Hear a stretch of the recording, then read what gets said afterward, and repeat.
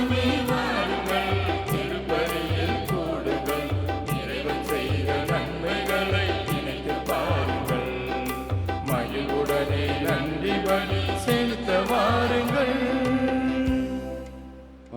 அன்புமிக்க சகோதர சகோதரிகளே, இந்த 3ஆம் நாள் நவநாளை சிறப்பிப்பதற்காக திருப்பலியை நிறைவேற்றி நமக்கு அருள் ஆசிரியரை பெற்று தருவதற்காக வருகை தந்திருப்பவர்கள் அருட்தந்தை கிளின்டன் அவர்கள் தற்சமயம் ஓரளத்தில் உதவி பங்கு தந்தையாக பணியாற்றி இருக்கின்றார்கள். எனவே இந்த திருப்பலியை நிறைவேற்ற வேண்டும் என நாம் அனைவரும் நம்முடைய கரவோசை எழுப்பி நம்முடைய அருட்தந்தை அவர்களை அன்போடு வரவேற்போம்.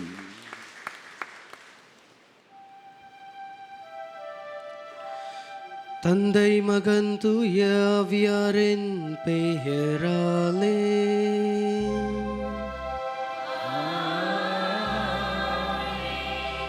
நம் ஆண்டவராகிய இயேசு கிறிஸ்துவின் அருளும் கடவுளின் அன்பும் தூய ஆவியாரின் நட்புறவும் உங்கள் அனைவரோடும் இருப்பதாக.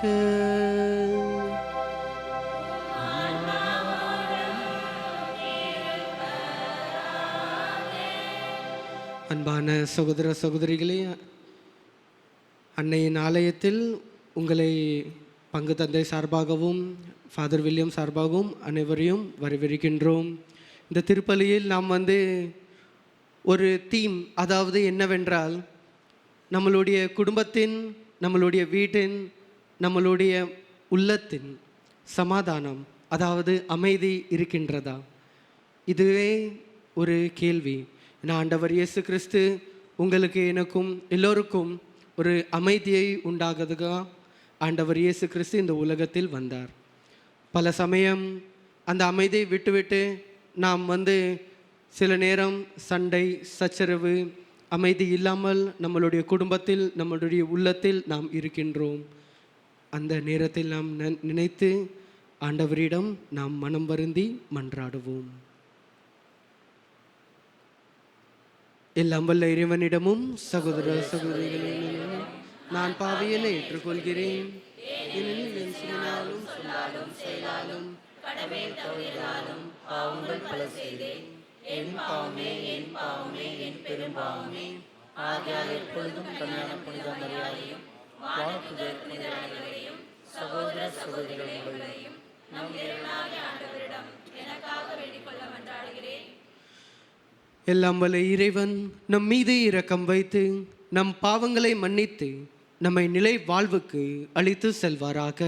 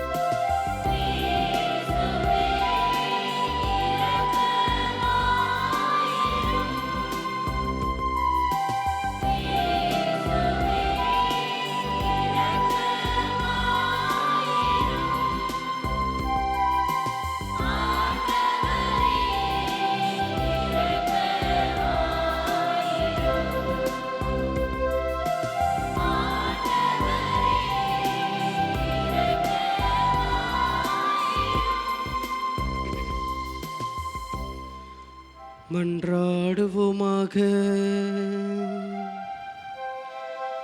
இரக்கமுள்ள இறைவா, வலுவற்ற எங்களுக்கு உதவி புரிந்தருளும். கடவுளை பெற்றெடுத்த புனித அன்னையின் நினைவை கொண்டாடும் நாங்கள் அவருடைய பரிந்துரையின் உதவியால் எங்கள் பாவங்களில் இருந்து விடுபட்டு எழுவோமாக. உம்மோடு தூய ஆவியாரின் ஒன்றுப்பில் இறைவனாய் என்றென்றும் வாழ்ந்து ஆட்சி செய்கின்ற எங்கள் ஆண்டவரும் திருமகனாகிய இயேசு கிறிஸ்து வழியாக உம்மை மன்றாடுகின்றோம்.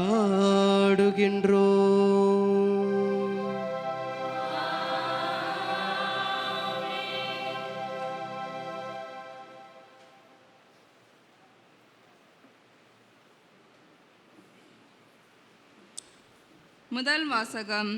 இயேசுவோடு இணைந்த நிலையில் இறந்தோரை கடவுள் அவருடன் அழைத்து வருவார். சகோதர சகோதரிகளே, இறந்தோரை பற்றி நீங்கள் அறிந்திருக்க வேண்டும் என நாங்கள் விரும்புகிறோம். எதிர்நோக்கு இல்லாத மற்றவர்களைப் போல் நீங்களும் துயரக்கூடாது. இயேசு இறந்து உயிர்த்தெழுந்தார் என நாம் நம்புகிறோம். அப்படியானால் இயேசுவோடு இணைந்த நிலையில் இறந்தோரை கடவுள் அவருடன் அழைத்து வருவார். ஆண்டவருடைய வார்த்தையின் அடிப்படையில் நாங்கள் உங்களுக்கு கூறுவது இதுவே: ஆண்டவர் வரும் வரை உயிரோடு எஞ்சிருக்கும் நாம் இறந்தோரை முந்திவிட மாட்டோம். கட்டளை பிறக்க தலைமை தூதரின் குரலை ஒலிக்க கடவுளுடைய எக்காலம் முழங்க ஆண்டவர் வானின்று இறங்கி வருவார். அப்பொழுது கிறிஸ்து மீது நம்பிக்கை கொண்ட நிலையில் இறந்தவர்கள் முதலில் உயிர்த்தெழுவர்.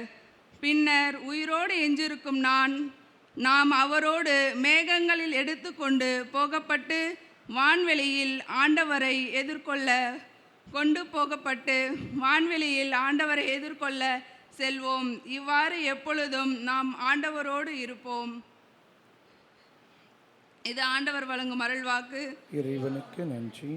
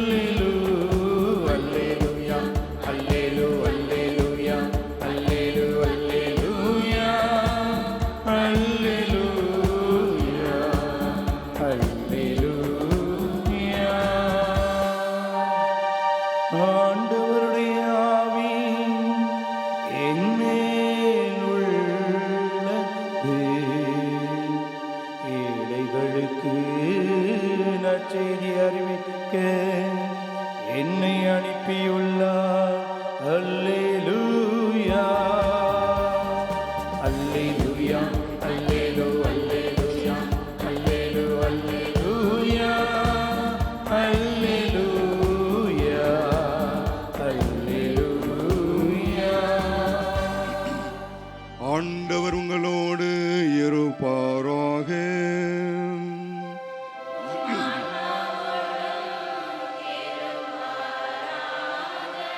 லூக்கா எழுதிய தூய நற்செய்தியிலிருந்து வாசகம்.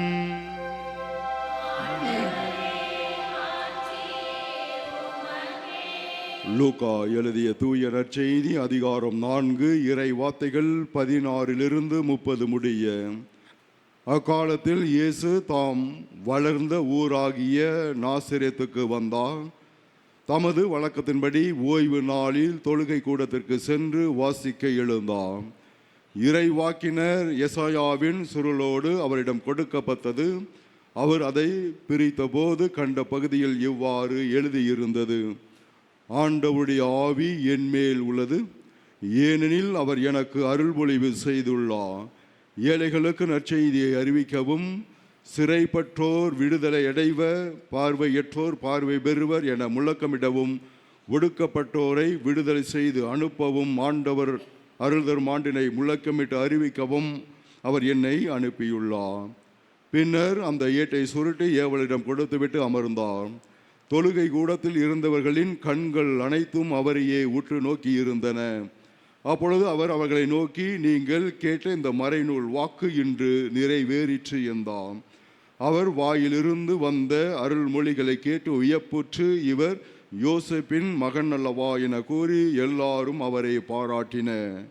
அவர் அவர்களிடம், நீங்கள் என்னிடம் மருத்துவரே உமையே நீர் குணமாக்கிக் கொள்ளும் என்னும் பழமொழியை சொல்லி, கப்பர்நாகுமில் நீர் செய்ததாக நாங்கள் கேள்விப்பட்டவற்றை எல்லாம் உம் சொந்த ஊராகிய இவ்விடத்திலும் செய்யும் என கண்டிப்பாய் கூறுவீர்கள். ஆனால் நான் உறுதியாக உங்களுக்கு சொல்கிறேன், இறை வாக்கினர் எவரும் தம் சொந்த ஊரில் ஏற்றுக்கொள்ளப்படுவதில்லை. உண்மையாக நான் உங்களுக்கு சொல்கிறேன், எலியாவின் காலத்தில் 3½ ஆண்டுகளாக வானம் பொய்த்தது, நாடெங்கும் பெரும் பஞ்சம் உண்டானது. அக்காலத்தில் இஸ்ராயேலிடையே கைம்பெண்கள் பலர் இருந்தனர். ஆயினும் அவர்களுள் எவரிடமும் எலியா அனுப்பப்படவில்லை. சீதோனை சேர்ந்த சாரிபாத்தில் வாழ்ந்த ஒரு கைம்பெண்ணிடமே அனுப்பப்பட்டார். மேலும் இறை வாக்கின எலிசாவின் காலத்தில் இஸ்ராயேலிடையே தொழுநோயாளிகள் பலர் இருந்தனர். ஆயினும் அவர்களுள் எவருக்கும் நோய் நீங்கவில்லை. சிரியாவை சார்ந்த நாமனுக்கே நோய் நீங்கியது என்றார். தொழுகை கூடத்தில் இருந்த யாவரும் இவற்றை கேட்டபோது சீற்றம் கொண்டனர். அவர்கள் எழுந்து அவரை ஊருக்கு வெளியே துரத்தி அவ்வூரில் அமைந்திருந்த மலை உச்சியிலிருந்து கீழே தள்ளிவிட இழுத்து சென்றனர். அவர் அவர்கள் நடுவே நடந்து சென்று அங்கிருந்து போய்விட்டார். ஆண்டவரின் அருள் வாக்கு.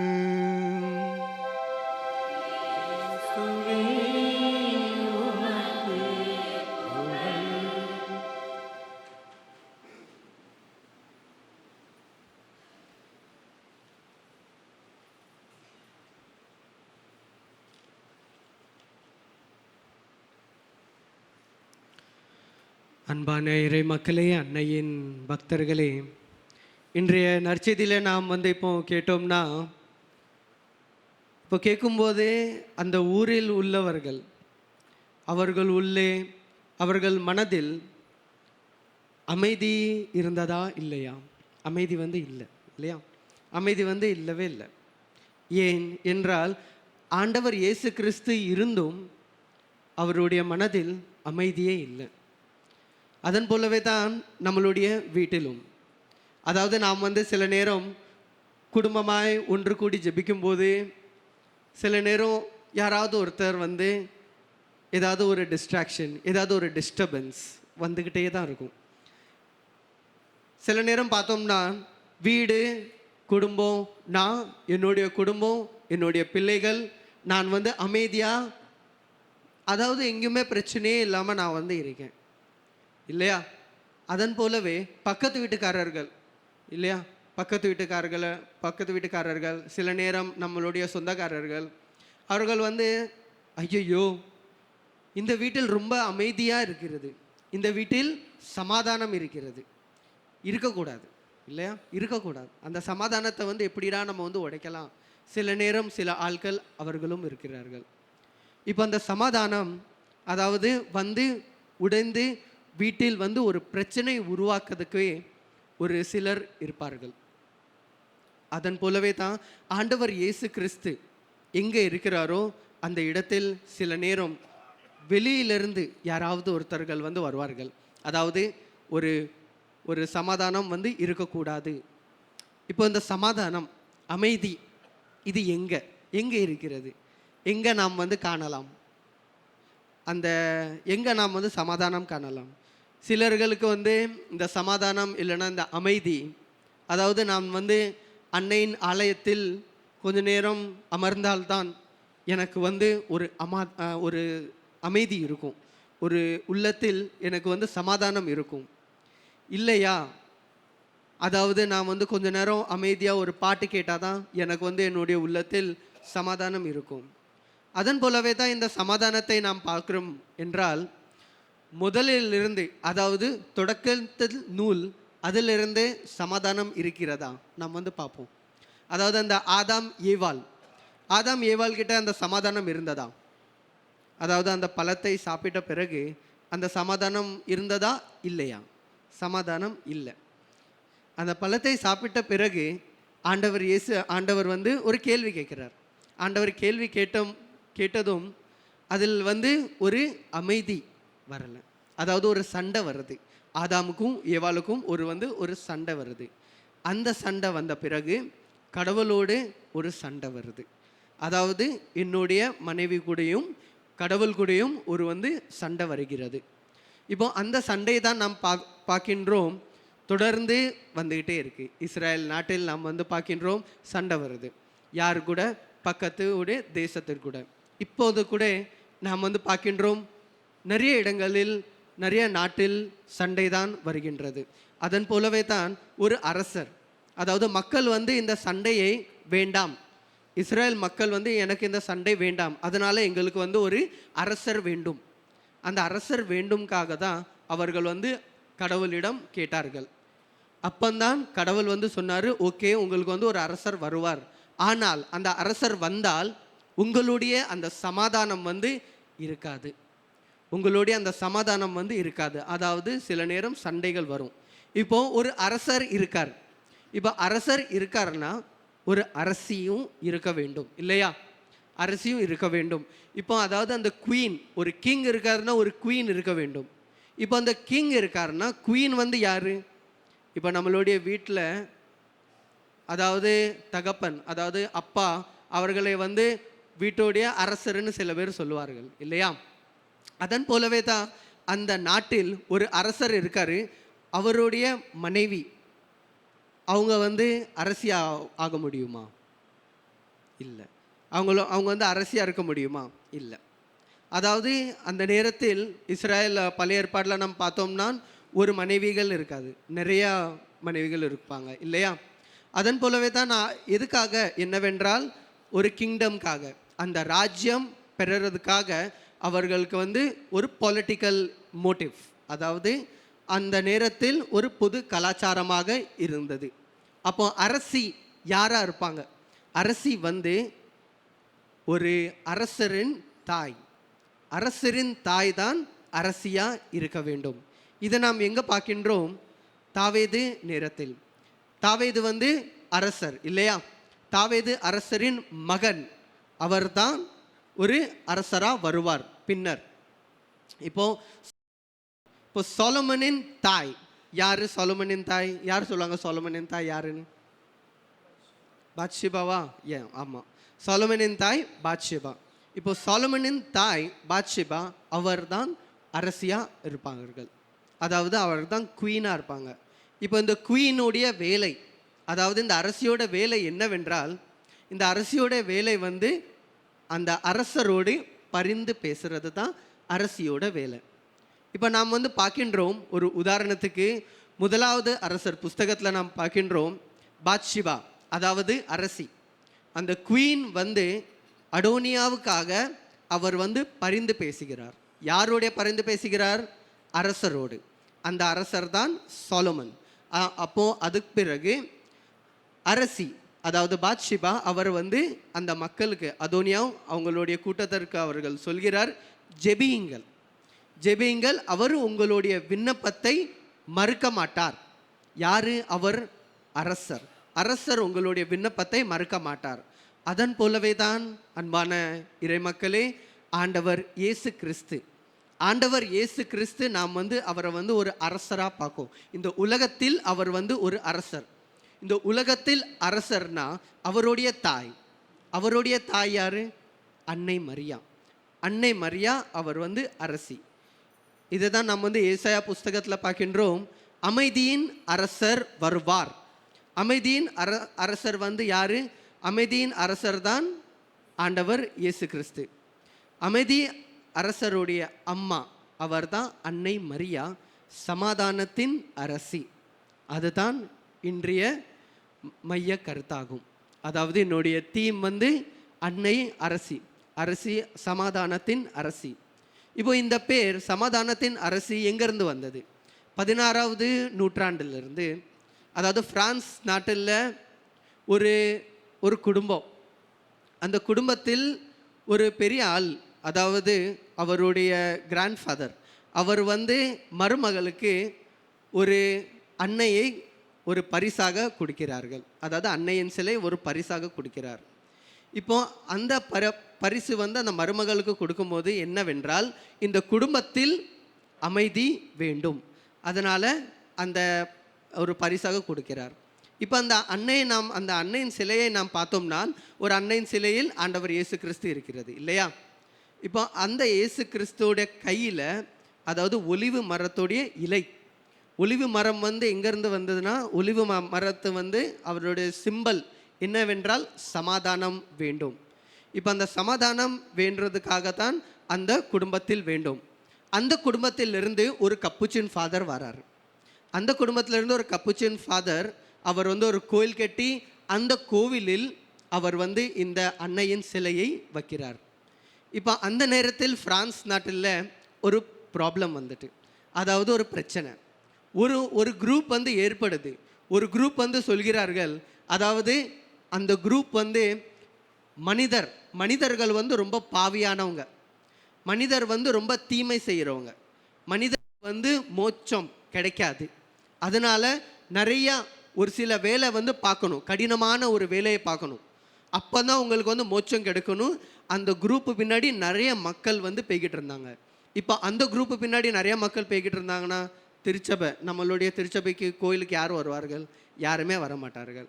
அந்த நேரத்தில் தான் அரசர், அந்த நாட்டில் பிரான்சின் அரசர், வேற அந்த கப்புச்சின் ஃபாதர்ஸ் எல்லோருமே ஒன்றாய் கூடி அந்த கோவிலில் ஜெபிச்சார்கள், அதாவது பிரார்த்தனை செய்தார்கள். அதாவது அமைதி, இந்த உலகத்தில் அமைதி வேண்டும், நம்மளுடைய நாட்டில் அமைதி வேண்டும், நம்மளுடைய திருச்சபையில் அமைதி வேண்டும். அப்பொழுது தான் அது வந்து போய்விட்டது. அதன் பிறகு முதலாவது உலகப் போரில் அமைதி ஏற்பட்டதா? இல்லை, அமைதி இல்லை, அமைதியே இல்லை. அந்த வேளையில்தான் 10ஆம் பத்திநாதர், செயின்ட் பாயஸ் 10th, அவர்தான், அதாவது அரசி, அந்த அமைதியின் அரசி வந்து மாதாவுடைய பிரார்த்தனையில் அவர் வந்து சேர்க்கப்பட்டது. இப்போ தான் நாம் வந்து அந்த மாதாவுடைய பிரார்த்தனையில், அந்த ஜெபமாலை பிரார்த்தனையில் நாம் வந்து சொல்கின்றோம் சமாதானத்தின் அரசி. இப்போ இந்த சமாதானம் எங்கே இருக்கின்றது? இந்த சமாதானம் ஆண்டவர்கிட்ட மட்டும்தான் இருக்கின்றது. ஆனால் ஆலயத்துக்கு நாம் வந்து வாரோம் இல்லையா? ஆலயத்துக்கு வந்து கொஞ்ச நேரம் அமர்கின்றோம், கொஞ்ச நேரம் நாம் வந்து ஜெபிக்கின்றோம். அந்த நேரத்தில் நாம் வந்து பார்க்கும் ஒரு சின்ன ஒரு அமைதி என்னுடைய மனதில் வருகின்றது இல்லையா? அதன் பிறகு நாம் வந்து திருப்பலியில் பங்கெடுக்கின்றோம். திருப்பலியில் பங்கெடுக்கும் போது அந்த அமைதி வந்து நம்மளுடைய உள்ளத்தில் வருகின்றது. எப்படி? என்னவென்றால், நாம் வந்து சில நேரம் வந்து கம்ப்ளைண்ட் பண்ணுவோம் இல்லையா? சில நேரம் கம்ப்ளைண்ட் பண்ணுவோம், அதாவது அமைதி வந்து என்னுடைய வீட்டில் இல்லவே இல்லை, சுத்தமாக அமைதியே இல்லை, ஒரே பிரச்சனையாக இருக்கிறது. அதாவது பக்கத்து வீட்டுக்காரர்கள் வந்து என்னோட வந்து பிரச்சனை பண்ணுகிறார், இவர் வந்து என்கிட்ட வந்து பிரச்சனை பண்ணுகிறார். அதாவது வீட்டுக்கு வந்தவங்க மருமகள், மாமியார், அவர்கள் வந்து என்னுடைய வந்து பிரச்சனை பண்ணுகிறார். இளப்பெண்கள் அவர்களுக்கும் உள்ளத்தில் அந்த அமைதி இல்லை. இப்போ அந்த அமைதியை தேடி தேடி தான் நாம் வந்து ஒரு சில இடத்துக்கு நாம் வந்து போய்கிடுறோம். அதாவது நம்மளுடைய மனிதராகப்பட்டவர் நாம் எல்லோருமே ஒரு தேடல்லே இருக்கிறோம். அதாவது ஒன்றா நாம் வந்து தேடிக்கிட்டே இருக்கோம். எனக்கு வந்து ஏதாவது ஒன்று வேணும், எனக்கு வந்து ஏதாவது ஒன்று அடையணும், அதுக்காக நாம் வந்து ஒரு சில வேலையை நாம் வந்து செய்கிறோம் இல்லையா? அந்த நேரத்தில் நாம் வந்து சந்தோஷத்தை வந்து நாம் வந்து எல்லா இடத்துக்கும் சந்தோஷத்தை தேடி தான் நாம் வந்து போகின்றோம். இப்போ இருக்கிற எல்லோரும், நானும் தந்தையும் எல்லோரும் நாம் வந்து அந்த அமைதி என்னுடைய உள்ளத்தில் வேணும், அந்த அமைதி என்னுடைய குடும்பத்தில் வேணும். அதுக்காக தான் நாம் வந்து அன்னையின் ஆலயத்தில் நாம் வந்து அமர்கின்றோம் இல்லையா? அதன் போலவே தான் சில நேரம் நாம் வந்து அந்த அமைதி தேடி தேடி நாம் வந்து அந்த உலக மகிழ்ச்சி பின்னாடி நாம் வந்து போயிடும். அதாவது சில நேரம் போதைக்கு அடிமையாய் ஒரு சில பொருள்களுக்கு நாம் வந்து அடிமையாய் ஆகின்றோம். அந்த நேரத்தில் தான் நம்மளுக்கு வந்து நம்ம வந்து சில நேரம் நினைப்போம், எனக்கு கொஞ்சமாக அந்த நேரத்தில் எனக்கு வந்து அந்த அமைதி கிடைக்கும், அதுக்கு பிறகு அந்த அமைதி கிடைக்காது. அதுக்கு பிறகு மறுபடியும் நான் வந்து அந்த பொருளுக்கு நான் வந்து அடிமையாய் இருப்பேன். ஸோ அந்த நேரத்தில் தான் நாம் வந்து பார்க்கின்றோம், சில நேரம் என்னுடைய வீட்டில், என்னுடைய குடும்பத்தில் அந்த சமாதானம் இல்லை. ஏன் என்றால் நான் வந்து அந்த நிரந்தர அமைதிக்காக நாம் வந்து ஜெபிக்கவில்லை. அந்த கொஞ்ச நேரம் கிடைக்கிற எனக்கு அந்த சந்தோஷம் போதும், அந்த கொஞ்ச நேரம் கிடைக்கிற அந்த சந்தோஷத்துக்காக நாம் வந்து வீட்டில் உள்ள அமைதியை நாம் வந்து விட்டு செல்கின்றோம். இல்லை, அப்படி இல்லை. அந்த அமைதி வந்து அன்பான இறைமக்களே நம்மளது உள்ளத்தில் தான் இருக்கின்றது. எப்படி என்று நாம் பார்த்தோம் என்றால், எல்லோரும் நாம் வந்து திருப்பலியில் பங்கெடுக்கும் இல்லையா? எல்லா திருப்பலியும் நாம் வந்து பங்கெடுக்கும். அந்த உள்ளம் என்கின்றதுன்னா என்னுடைய உள்ளம் என்கிட்ட தான் இருக்குது. என்னுடைய உள்ளம் வெளியில் யார்கிட்டையும் இல்லை, என்னுடைய உள்ளம் என்கிட்ட தான் இருக்குது. அப்போது நாம் வந்து திருப்பலியில் பங்கெடுக்கேன். அந்த திருப்பலியில் பங்கெடுக்கும் போது நாம் வந்து என்ன உண்டுகின்றேன்? அதாவது ஆண்டவர் இயேசு கிறிஸ்து என்னுடைய உள்ளத்தில் வாரார். ஆண்டவர் இயேசு கிறிஸ்து யாரு? சமாதானத்தின் அரசர், சமாதானத்தின் அரசர். ஆண்டவர் இயேசு கிறிஸ்து சமாதானத்தின் அரசர் என்னுடைய உள்ளத்தில் வாரார். அப்போ அமைதி எங்க?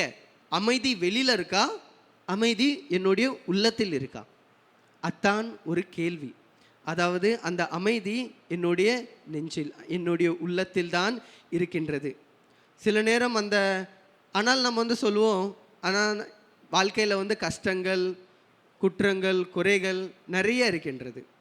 அப்போது நாம் வந்து என்ன பண்ணுறோம்? ஆண்டவர் இயேசு கிறிஸ்துவோட நம்ம வந்து எல்லாம் வந்து சொல்லணும். அதாவது என்னுடைய கஷ்டம், என்னுடைய சோகங்கள் எல்லாமே ஆண்டவர் இயேசு கிறிஸ்துவிட்ட வந்து நாம் வந்து சொல்ல வேண்டும். சில நேரம் ரொம்ப டீப்பாக ஒரு பிரச்சனை இருக்கும் நம்மளுடைய உள்ளத்தில். அந்த நேரத்தில் நாம் வந்து பாவ சங்கீதனம் பண்ணலாம். அந்த பாவ சங்கீதனம் பண்ண பிறகு தான் நம்ம உள்ளத்தில் ஒரு நிறையான ஒரு அமைதி நம்மளுக்கு வந்து கிடைக்கும். முழுமையாக நான் வந்து திருப்பலியில் பங்கெடுக்கேனா இல்லையா, இந்த கேள்வி நாம் வந்து ஒரு நேரமும் ஒரு நாளும் நாம் வந்து நம்மளுடைய கேட்க வேண்டும். இந்த கேள்வி நாம் வந்து கேட்கின்ற போது தான் அப்போது வந்து நாம் வந்து நினைக்கின்றோம், ஆமாம் ஆண்டவர் இயேசு கிறிஸ்துவை வந்து என்னுடைய உள்ளத்தில் தான் இருக்கிறார். ஏன்னா நான் தான் இந்த பாடி ஆஃப் கிரைஸ்ட், கிறிஸ்துவின் திருவுடல், நாம் வந்து என்னுடைய உள்ளத்தில் தான் இருக்கிறார். இதுதான் நம்மளுடைய முதலாவது சிந்தனையாக இருக்க வேண்டும். இந்த சிந்தனை இருந்தாலே போதும். இதுதான் முதலாவது படி. அதாவது என்னுடைய உள்ளத்தில் எனக்கு அந்த அமைதி வேண்டும். எனக்கு அந்த அமைதி வேண்டும்னா அதாவது நான் தான் அந்த முதலாவது படியை எடுக்கணும். அந்த முதலாவது படி என்னவென்றால் அந்த சிந்தனை என்னுடைய உள்ளத்தில் இருக்க வேண்டும். என்னவென்றால் ஆண்டவர் இயேசு கிறிஸ்து என்னுடைய உள்ளத்தில் தான் இருக்கிறார். இது முதலாவது படி. இரண்டாவது படி என்ன என்றால் தாழ்ச்சி மனப்பான்மை. தாழ்ச்சி மனப்பான்மை நம்மளோட உள்ளத்தில் இருக்க வேண்டும் எல்லோரும். இப்போ நாம் வந்து பார்த்தோம்னா சில நேரம் தாழ்ச்சி மனப்பான்மை நம்மள்கிட்ட வந்து இருக்கவே இருக்காது இல்லையா? தாழ்ச்சி மனப்பான்மை இப்போ எப்படி வர வேண்டும்? நாம் வந்து என்னையே நான் வந்து உண்மையாக நான் வந்து ஏற்றுக்கொண்டால் அதுதான் தாழ்ச்சி மனப்பான்மை. நான் வந்து யார்? சில நேரம் நான் வந்து பொய் சொல்லுவேன், சில நேரம் நான் வந்து ஏதாவது சண்டை போடுவேன். ஆமாம், ஆனால் நான் வந்து என்ன நானே ஏற்றுக்கொள்கின்றேன். அத்தான் உண்மையான தாழ்ச்சி மனப்பான்மை. அந்த ஏற்றுக்கொள்ளாதபடி அப்போ வந்து நாம் வந்து என்ன பண்ணுவோம் என்றால் சில நேரம் பொய் சொல்லுவோம். அதாவது நான் இப்படி இல்லை, நான் வந்து ரொம்ப நல்லவன், அதே போலவே நாம் வந்து ஒரு வெளிவேஷம் போடுவோம். அது வந்து தாழ்ச்சி மனப்பான்மை இல்லை. நான் வந்து உண்மையாக நான் வந்து எப்படி, நான் வந்து கெட்டவன், சரி நான் கெட்டவனா கெட்டவன், நல்லவனா நல்லவன், நான் என்னையே நான் வந்து ஏற்றுக்கொள்கின்றேன். அதுதான் உண்மையான தாழ்ச்சி மனப்பான்மை. அதுதான் இரண்டாவது படி. மூன்றாவது படி என்னவென்றால் மன்னிப்பு. இந்த மூன்றாவது படி மன்னிப்பு தான் ரொம்ப கஷ்டம். எல்லாருக்கும் நாம் வந்து சில நேரம் போராடுவோம். அதாவது ஒருத்தரை வந்து நாம் வந்து மன்னிக்கிறதுக்கு நாம் வந்து சில நேரம் போராடுவோம். அவரை வந்து நாம் வந்து மன்னிக்க மாட்டேன். ஏன் மன்னிக்க மாட்டேன் என்னவென்றால், அவரை வந்து இப்போ நான் மன்னித்து விட்டேன்னா அவர் நாளைக்கும் அதே தப்பை தான் அவர் வந்து பண்ணுவார். நாளைக்கும் அதே தப்பு தான் பண்ணுவார். நான் அதனால் எனக்கு வந்து மன்னிக்கிறதுக்கு வந்து எனக்கு அந்த மனசு வரவில்லை. அதனால் நான் வந்து அவரை வந்து மன்னிக்க மாட்டேன். ஸோ அந்த மன்னிக்க முடியாத நேரத்தில் நான் வந்து என்ன பண்ணுகின்றோம், நாமளே சிந்தித்து பார்க்கணும். நாம் யார் என்று நாம் வந்து சிந்தித்து பார்க்கணும். என்னவென்றால், ஆண்டவர் இயேசு கிறிஸ்துவும் நானும் எப்படி, என்னுடைய உறவு எப்படி ஆண்டவர் இயேசு கிறிஸ்துவோட. ஆண்டவர் இயேசு கிறிஸ்து நான் ஒவ்வொரு நேரமும் நான் வந்து மன்னிப்பு கேட்கும்போது அவர் வந்து என்னை வந்து மன்னித்து போ, திருப்பி அதே தப்பு செய்யாதே. அதன் போலவே ஒரு நேரமும் நாம் வந்து பாவ மன்னிப்பு கேட்கும்போது அவர் வந்து நம்மளை வந்து மன்னிச்சு விடுகின்றார். இந்த மன்னிக்கிறது தான் மனப்பான்மை நம்மளுடைய உள்ளத்தில் வர வேண்டும். அதுதான் மூன்றாவது படி, மூன்றாவதும் கடைசி படி. அந்த மன்னிப்பு வந்து தினம் வந்து நாம் வந்து ஒருத்தரை நாம் வந்து மன்னிக்க வேண்டும். அந்த மன்னிக்கிறது ஒரு மனப்பான்மை நம்மளுடைய உள்ளத்தில் இன்றும் வர வேண்டும் என்று நாம் ஜெபிப்போம். அன்னையுடன் நாம் மன்றாடுவோம்.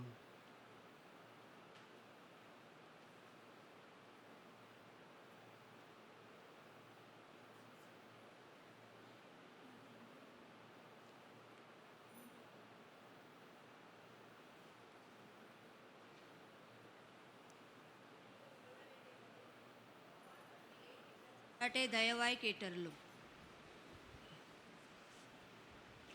எல்லா வல்லம் இறைவா, உமது திரு அவை வழிநடத்தும் எங்கள் திரு தந்தை, ஆயர்கள், அருட்பணியாளர்கள், இருபால் துரிவர்களையும் ஆசீர்வதித்தருளும்.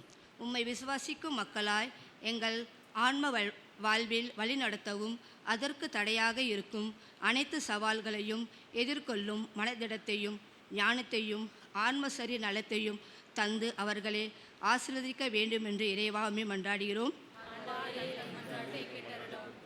என் சமாதானத்தை உங்களுக்கு தருகிறேன் என்ற இறைவா, உமது வாக்கின்படி உலக தலைவர்களும் எங்கள் நாட்டு தலைவர்களும் சமரச உடன்படிக்கையை ஏற்றுக்கொள்ளும் மனதை தந்து உலகில் சமாதானம் நிலவிட வழிவகுக்க வேண்டுமென்று சமாதானத்தின் ராக்கினியான எம் தாயின் வழியாக இறைவா உம்மை மன்றாடுகிறோம். அப்பா தந்தையே, எங்கள் மன்றாட்டை தயவாய் கேட்டருளும். பார்வையில் எல்லோரும் சமம் என்று உரைத்த எம் இறைவா, சாதி மத பேதமின்றியும் செல்வர் வறியர் என்று பாகுபாடு இல்லாமல் பிறர் சேன அன்புடன் அனைவரும் ஒற்றுமையாக வாழ நல் மனதை தந்திட வேண்டுமென்று இறைவா உம்மை மன்றாடுகிறோம். அஞ்சாதே, நான் என்று உங்களோடு இருக்கின்றேன் என்ற இயேசு வேலையின்றி தவிக்கும் இளைஞர் இளம் பெண்களுக்கு நல்ல வேலை வாய்ப்பை தந்து அவர்களது எதிர்காலத்தை வளமாக வாழ ஆசீர்வதிக்க வேண்டுமென்று இவ்வுலக மாயைகளில் சிக்கி தங்களது விசுவாசத்தையும் நம்பிக்கையும் இழந்து விடாமல் உமக்கு சாட்சிகளாய் வாழ வேண்டிய இறைவா உம்மை மன்றாடுகிறோம். குணமளிக்கும் தெய்வீக மருத்துவரான இறைவா, பலவிதமான நோய்களால் பாதிக்கப்பட்டு வேதனையோடு இருக்கும் மக்களின் பேரில் மனமிறங்கும் உமது நலமளிக்கும் ஆவியால் அவர்களை நிரப்பி நோய்களை குணப்படுத்தும். தனிமையில் வாடுவோருக்கு அனாதைகளுக்கும் நீர் துணையாய் இருந்து ஆறுதல் அளித்திட வேண்டுமென்று எம் தாய் ஆரோக்கிய அன்னின் வழியாக உம்மை மன்றாடுகிறோம். நம்மளுடைய தனிப்பட்ட ஜெபத்துக்காக நாம் வந்து ஜெபிப்போம்.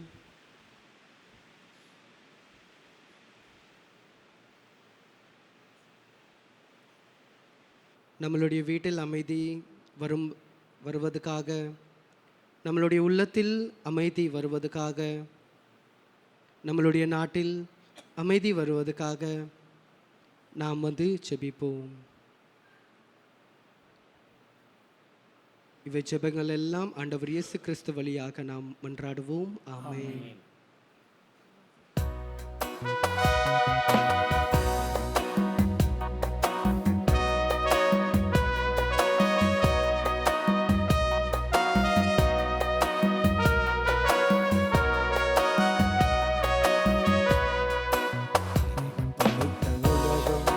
நாளும் அவர் செல்வம் நீக்கை என்ற கனிகளோடு என்னை இறைவன் படைத்த உலகம் நாளும் அவர் செல்வம் இயற்கை தந்த கனிகளோடு என்னை தருகிறேன். மலரோடு மலராக நானும் இணைந்தேன், கனியோடு கனியாக நானும் கனிந்தேன்.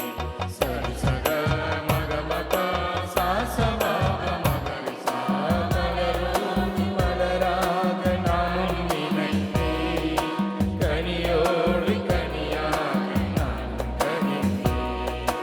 என்னையே காணிக்கையாய் நானும் தருகிறேன், உம்மையே என் வழியாய் நானும் பகிர்கிறேன். ஏற்று உமது வழியாய் மாற்றும் எங்கள் இயேசுவே. சகோதர சகோதரிகளே, என்னுடையதும் உங்களுடையதுமான இப்பள்ளி எல்லாம் வல்ல தந்தையாகிய இருக்கதாகும்படி மன்றாடுங்கள். ஆண்டவர் தம் திருப்பெயரின் புகழ்ச்சிக்காகவும் மாட்சிக்காகவும் உமது நன்மைக்காகவும் புனித திரு அவையின் அனைத்து நலனுக்காகவும் உமது கையில் இருந்த பலியை ஏற்றுக்கொள்வாராக. ஆண்டவரே, உம் திருமகனுடைய தாயின் நினைவு கொண்டாடும் நாங்கள் உம்மை வேண்டுகின்றோம். இப்பலியில் காணிக்கை உமது ஏழையற்ற அருள் துணையால் உமக்கு நிலையான கொடையாக மாறுவதாக எங்கள் ஆண்டவர் இயேசு கிறிஸ்து வழியாக மன்றாடுகின்றோம். ஆண்டவர் உங்களோடு இருப்பாராக.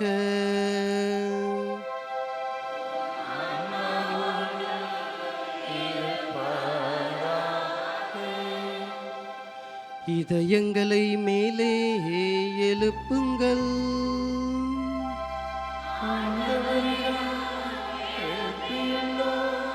நம் இறைவனாகிய ஆண்டவருக்கு நன்றி கூறுவோம்.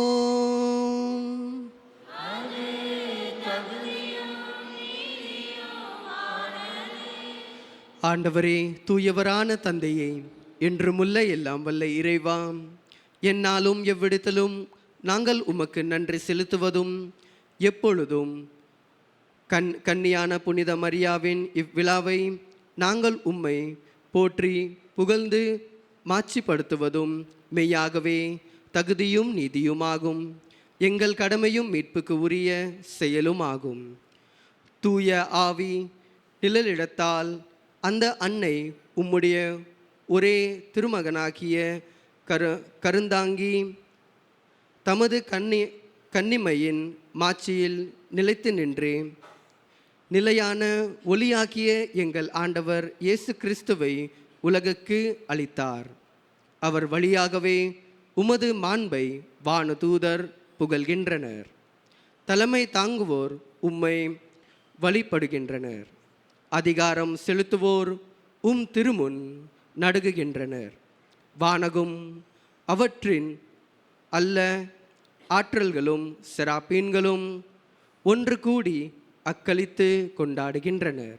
அவர்களோடு எங்கள் குரலையும் சேர்த்து கொள்ளுமாறு நாங்கள் உம்மை தாழ்மையுடன் இறையஞ்சி புகழ்த்தி பாடுவதாவது: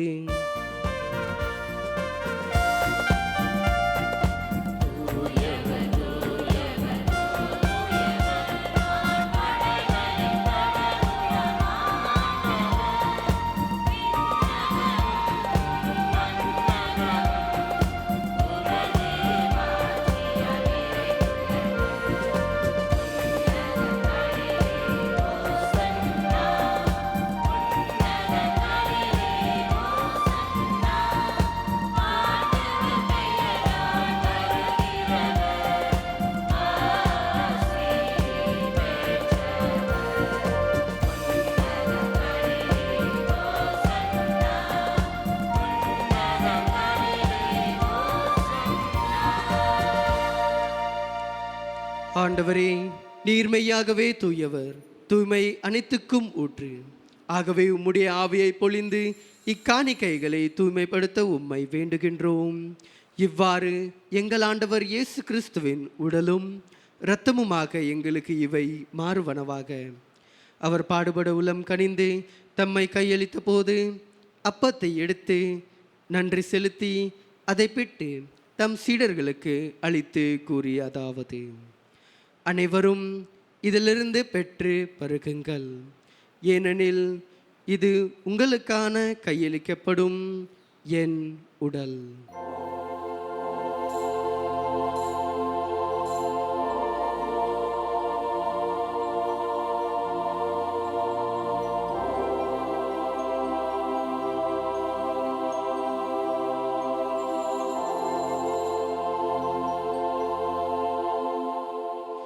அவ்வண்ணமே இரவு விருந்தை அருந்திய பின் கிண்ணத்தையும் எடுத்து மீண்டும் உமக்கு நன்றி கூறி தம் சீடர்களுக்கு அளித்து அவர் கூறியதாவது: அனைவரும் இதிலிருந்து பெற்று பருகுங்கள், ஏனெனில் இது புதிய நிலையான உடன்படிக்கைக்குரிய என் இரத்தத்தின் கிண்ணம்.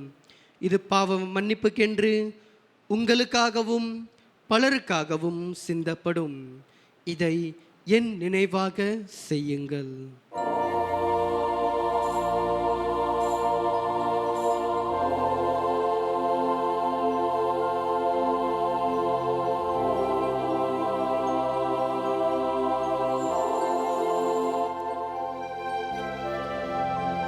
நம்பிக்கையின் மறைபொருள்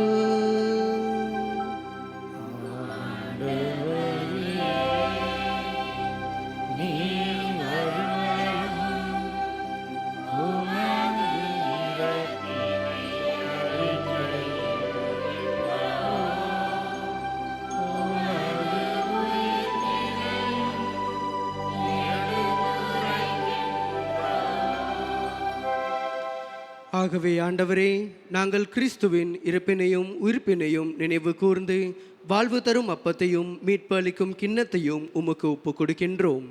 உம் திருமுன் நின்று உமக்கு ஊழியம் புரிய தகுந்தவர்கள் என எங்களை ஏற்றுக்கொண்டீர். எனவே உமக்கு நன்றி செலுத்துகின்றோம். மேலும் கிறிஸ்துவின் உடலிலும் இரத்தத்திலும் பங்கு கொள்ளும் எங்கள் தூய ஆவியார் ஒன்று சேர்க்க வேண்டும் என உம்மை தாழ்மையுடன் மன்றாடுகின்றோம்.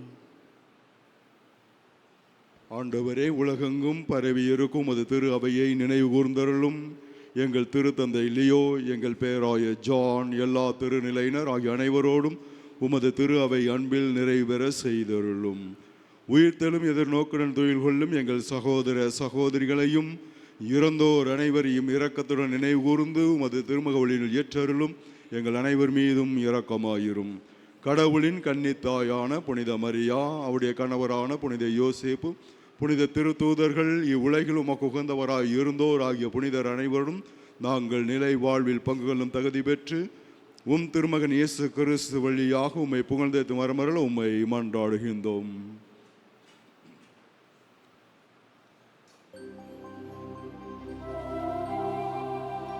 இவர் வழியாக இவரோடு இவரில்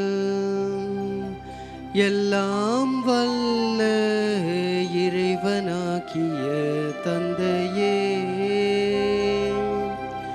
தூய ஆவியாரின் ஒன்றிப்பில் எல்லாம் புகழும் ஆட்சியும் என்றென்றும் உமக்கு உரியதே.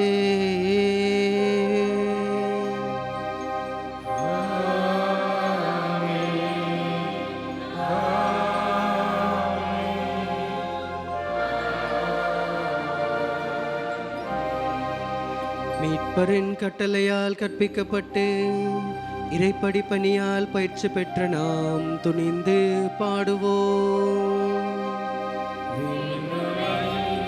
எங்கள் தந்தை, உமது பெயர் தூயதென போற்ற பெருக, உமது ஆட்சி வருக,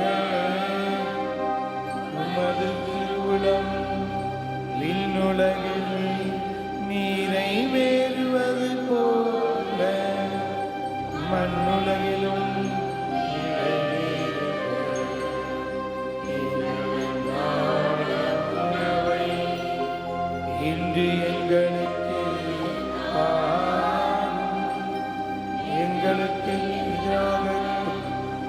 குற்றம் செய்வோரை நாங்கள் மன்னிப்பதைப் போல எங்கள் குற்றங்களை மன்னியும். எங்களை சோதனைக்கு உட்படுத்தாதேயும். தீமையிலிருந்து எங்களை விடுவித்தருளும். ஆண்டவரே, தீமை அனைத்திலிருந்தும் எங்களை விடுவித்து எங்கள் வாழ்நாளில் அமைதியை கனிவுடன் அருள உம்மை மன்றாடுகின்றோம். உமது இரக்கத்தின் உதவியால் நாங்கள் பாவத்திலிருந்து எப்போதும் விடுதலை பெற்று யாதொரு கலக்கமும் இன்றி நலமாயிருப்போமாக. நாங்கள் எதிர்நோக்கியிருக்கும் பேரின்பத்துக்காகவும் எம் மீட்பராகிய ஆண்டவர் இயேசு கிறிஸ்து வருகைக்காகவும் காத்திருக்கின்றோம். ஏனெனில் ஆட்சியும் வல்லமையும் மாட்சியும் என்றென்றும் உமதே. ஆண்டவரே இயேசு கிறிஸ்துவே, அமைதியை உங்களுக்கு விட்டு செல்கின்றேன், என் அமைதியை உங்களுக்கு அளிக்கின்றேன் என்றும் திருத்தூதர்களுக்கு மொழிந்தீரே. எங்கள் பாவங்களை பாராமல் உமது திரு அவையின் நம்பிக்கை கண்ணோக்கி உமது திருவுளத்திற்கு ஏற்ப அதற்கு அமைதியும் ஒற்றுமையும் அளித்தருள்வீராக. என்றென்றும் வாழ்ந்து ஆட்சி செய்கின்றவர் நீரே. ஆண்டவருடைய அமைதி உங்களோடு என்றும் இருப்பதாக. உம் ஆன்மாவோடும் இருப்பதாக. ஒருவருக்கொருவர் நாம் அமைதியை பகிர்ந்து கொள்வோம்.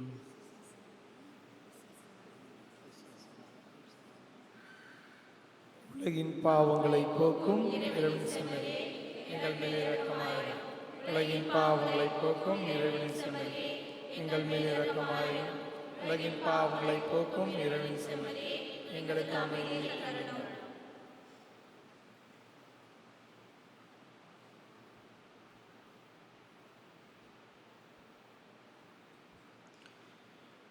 இதோ உலகின் செம்மறி, இதோ உலகின் பாவங்களை போக்குபவர். செம்மறியின் விருந்துக்கு அழைக்கப்பெற்றோர் பேறு பெற்றோர். ஆண்டவரே,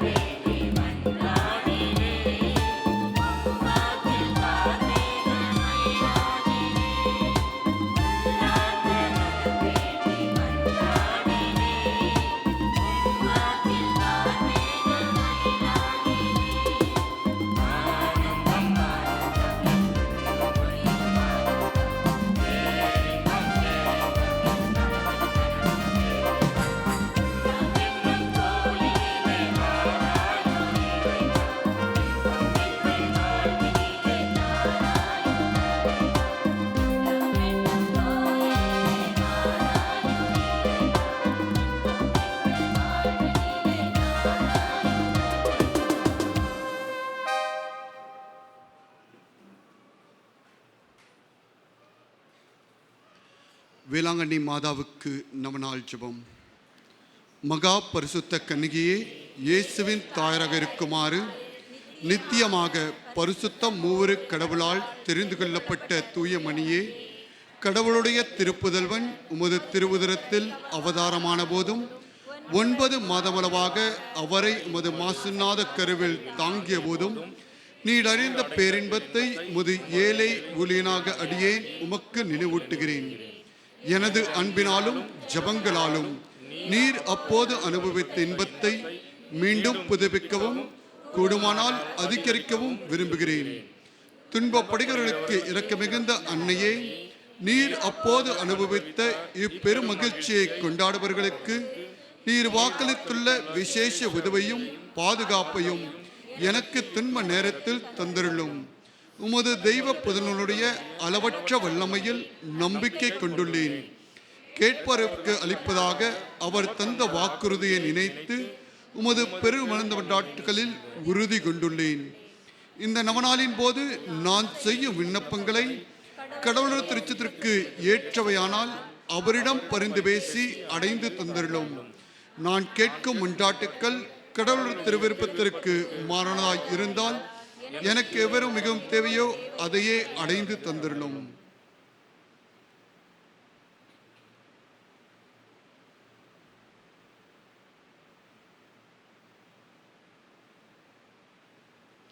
தேவனின் தாயே, இப்போது உமக்கு வணக்கமாக நான் செய்யும் இந்நாளை உம்மேல் நான் கண்டிருக்கும் பெரும் நம்பிக்கையை காட்டுவதற்காகவே செய்கிறேன்.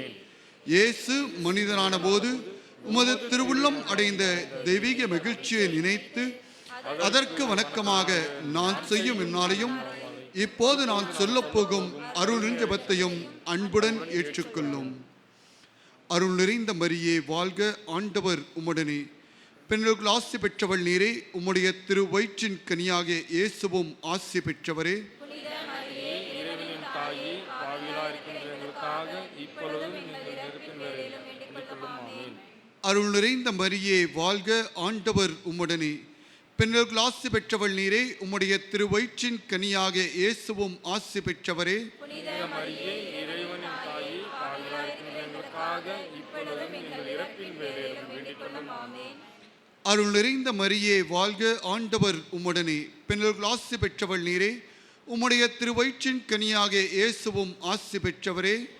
மரியே, இறைவனின் தாயே, பாவிகளாய் இருக்கின்ற எங்களுக்காக இப்பொழுதும் எங்கள் இறப்பின் வேளையிலும் வேண்டிக் கொள்ளும். ஆமென். அருள் நிறைந்த மரியே வாழ்க, ஆண்டவர் உம்முடனே, பெண்களுக்குள் ஆசி பெற்றவள் நீரே, உம்முடைய திருவயிற்றின் கனியாகிய இயேசுவும் ஆசி பெற்றவரே. மரியே, இறைவனின் தாயே, பாவிகளாய் இருக்கின்ற எங்களுக்காக இப்பொழுதும் எங்கள் இறப்பின் வேளையிலும் வேண்டிக் கொள்ளும். ஆமென்.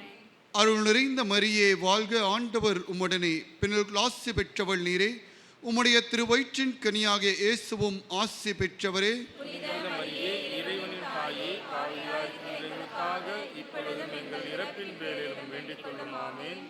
அருள் நிறைந்த மரியே வாழ்க, ஆண்டவர் உம்முடனே, பெண்களுக்குள் ஆசி பெற்றவள் நீரே, உம்முடைய திருவயிற்றின் கனியாகிய இயேசுவும் ஆசி பெற்றவரே. மரியே, இறைவனின் தாயே, பாவிகளாய் இருக்கின்ற எங்களுக்காக இப்பொழுதும் எங்கள் இறப்பின் வேளையிலும் வேண்டிக் கொள்ளும். ஆமென். அருள் நிறைந்த மரியே வாழ்க, ஆண்டவர் உம்முடனே, பெண்களுக்குள் ஆசி பெற்றவள் நீரே, உம்முடைய திருவயிற்றின் கனியாகிய இயேசுவும் ஆசி பெற்றவரே. மரியே, இறைவனின் தாயே, பாவிகளாய் இருக்கின்ற எங்களுக்காக இப்பொழுதும் எங்கள் இறப்பின் வேளையிலும் வேண்டிக் கொள்ளும். ஆமென். அருள் நிறைந்த மரியே வாழ்க, ஆண்டவர் உம்முடனே, பெண்களுக்குள் ஆசி பெற்றவள் நீரே, உம்முடைய திருவயிற்றின் கனியாகிய இயேசுவும் ஆசி பெற்றவரே.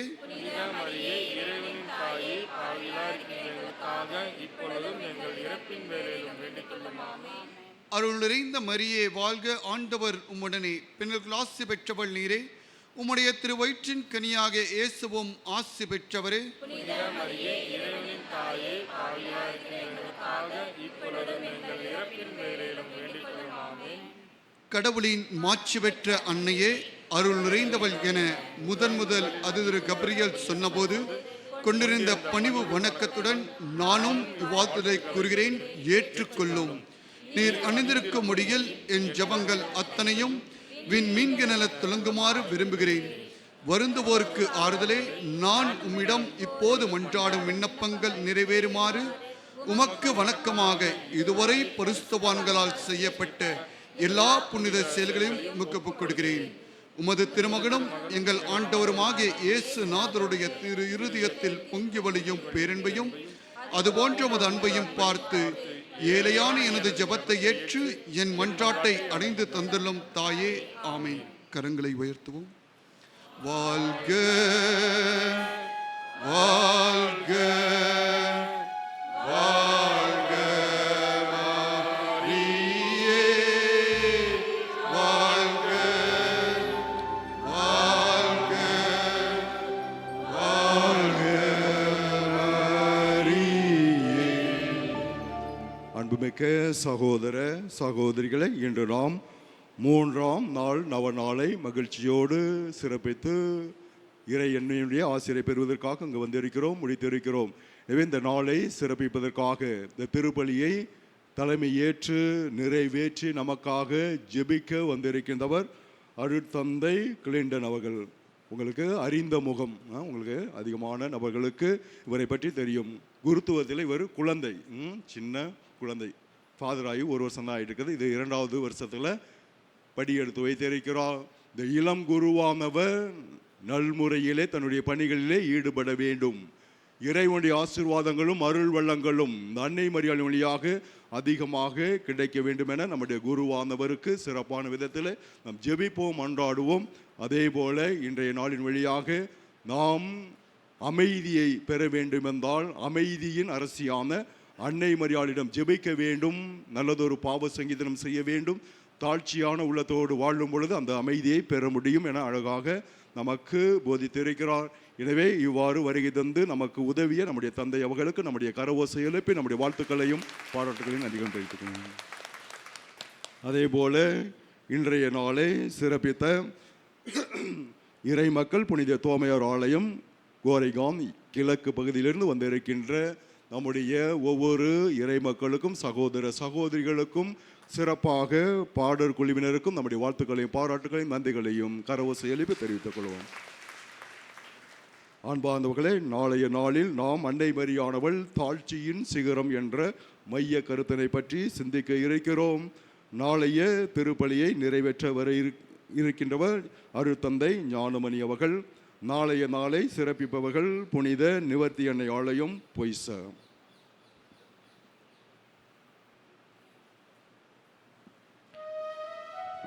அன்றாடுவோமாக.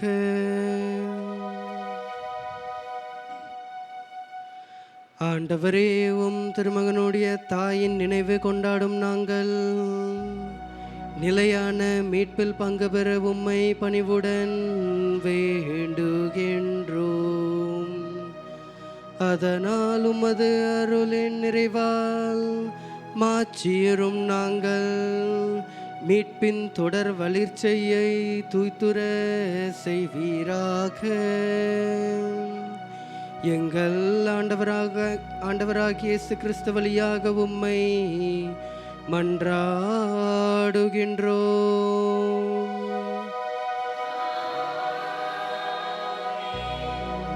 ஆண்டவர் உங்களோடு இருப்பாராக.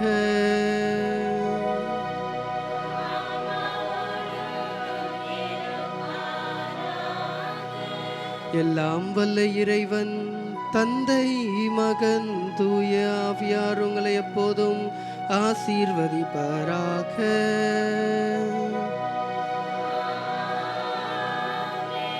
சென்று வாருங்கள், திருப்பலி நிறைவேறிற்று.